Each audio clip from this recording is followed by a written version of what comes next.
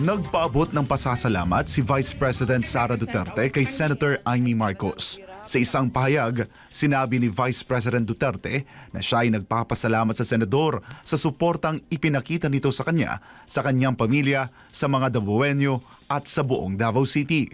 Sinabi pa ni Vice President Duterte na prinsipyo lang ang meron silang pamilya Duterte at tanging maipagmamalaki nila ay ang kanilang isang salita para sa kapakanan ng bayan.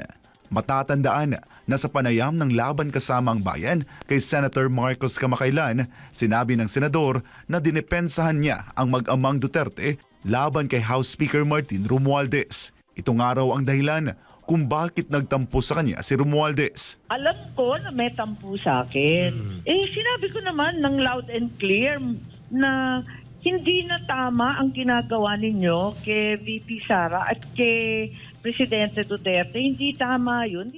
Ipinagtataka nga raw ng senadora kung bakit inaaway ang mag-amang Duterte na hindi naman sila nakikipag-away. Matapang nga, bait-bait sa atin, wala namang ginawa kundi tumulong.